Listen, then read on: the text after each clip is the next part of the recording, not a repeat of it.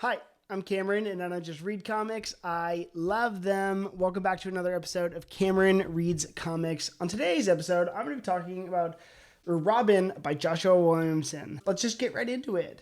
You guys may know this was my favorite series of the last year, so I just adore this run. Within the last decade, Damian Wayne, one of my least favorite characters, has become not one of my favorite characters, but a character that I actually really enjoy. So this series, Robin by Josh Williamson, collects Robin issues number 1 through 17.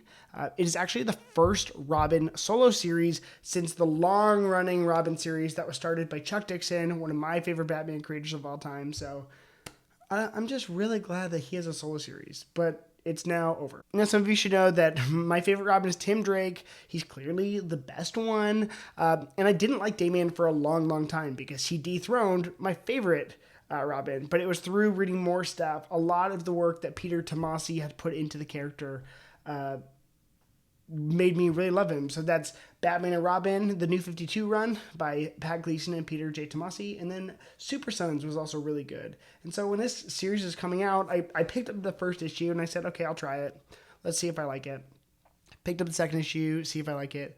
And then I kept reading it and I was like, oh my gosh, like it slowly became one of my favorite issues. And this is simultaneously in one of my favorite Batman generations, which is Nightwing by Tom Taylor is amazing. We have this series. We have like a Batman title that's doing really well. I believe it was James Tyniot's Batman title. So I was like, you know what, I'm down with this. That being said, I didn't know how bad I wanted to read this, but it ended up really surprising me and becoming my number one book of 2021. So I really, really enjoyed it.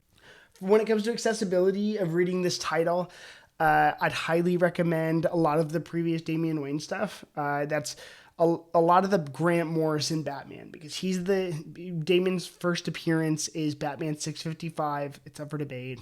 Son of the Demon also might be his first appearance. Again, or the other stories I read, Batman and Robin by Peter J. Tomasi, Patrick Gleason, for just like a taste of Damian Wayne and what he's about.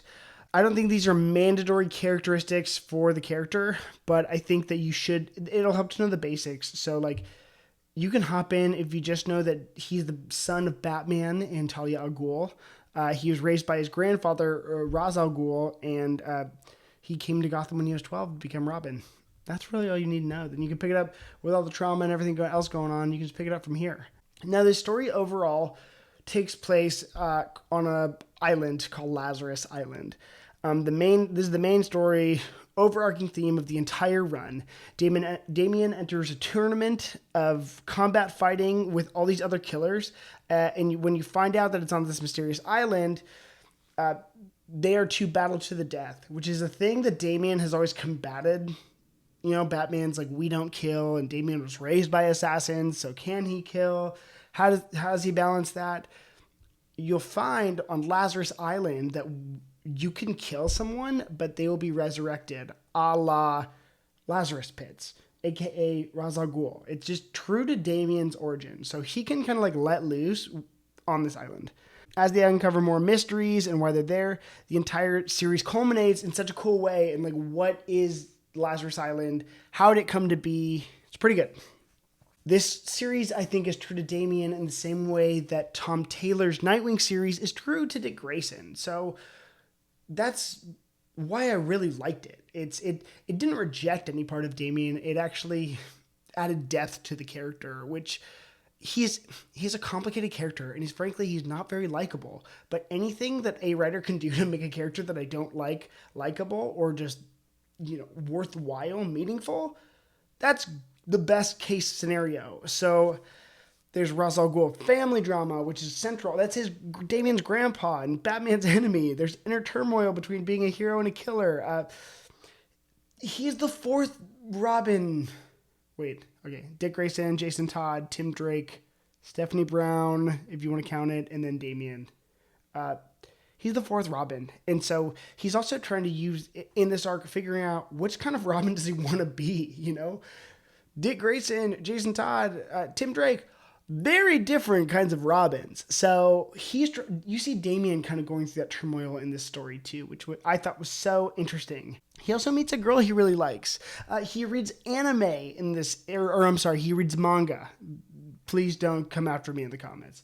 He reads manga in this arc, which is like not ever something I thought, but it works so well as a boy who grew up like in Eastern culture to be participating in Eastern pop culture is so fascinating. And he's a comic book reader as I'm reading. I love it. I love that. There's also ties to Williamson's other books at the time that I think are kind of important. So at the tail end of this run, Josh Williamson is writing Batman. I think that starts on, I want to say issue 116. Correct me. I'll correct it in the video. 116. He's also writing Deathstroke Inc., which is going to be a factor in this. And then all of those series kind of culminate to Williamson's event called Shadow War. So this series plays into Shadow War, Deathstroke does, and Batman does. So you need to know some of that stuff going on. This series introduces a lot of new side characters, including, and reflects on some other side character, like brings back some characters that we didn't have.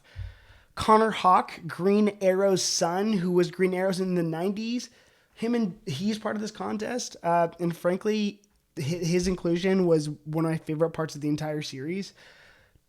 Two sons, like legacy heroes of two JL Justice League like level heroes. I'd say at this point Green Arrow's an A-list, if not top tier B-list hero. Their two sons bonding taking over their father's legacies. I love that. Griping about who their fathers are and living in their father's shadows. Amazing. Ravager is back. If you guys are a Jeff Johns Teen Titan fan, I really like Ravager, so her inclusion in the series with Deathstroke I think is really cool. Robins and Deathstroke have always had a complicated relationship, so the Ravager of it all, I really like that inclusion. Then there's a couple new characters. There's Flatline, who is actually a girl that Damien kind of has a crush on. She literally rips out people's hearts, and I don't think it's a spoiler to say in the first issue of the series, she rips out Damien's heart. What? She literally kills him? That's amazing. And then there's a brand new character who's kind of a Deadpool ripoff named Respawn, who actually you never find out who he is, but he's also progressively incredibly important. And then he becomes way more important in Shadow War, so I'm not going to spoil that. And there's one new character who I think is a great inclusion into the whole Batman mythos or the DC mythos, which is Mother Soul. I'm just going to say, I'm not going to go into her any other than that. For the art, the original artist on this series was Gleb Melkonov. He redesigned Damien's Robin suit, which is very interesting. I'm not the hugest fan of it, but I loved his Grant Morrison Batman costume. But they did something new and they tried to commit to it, and that's okay with me. Like, I like the color palettes that they're using. The suit itself isn't my cup of tea. I thought that Melkonov's art complemented this book really well. When you settle into it, it tonally matches the book perfectly. And the way he drew fight sequences was really freaking cool. And I think if there's one thing you need with Damien, it is cool fight sequences. So great job on those fronts.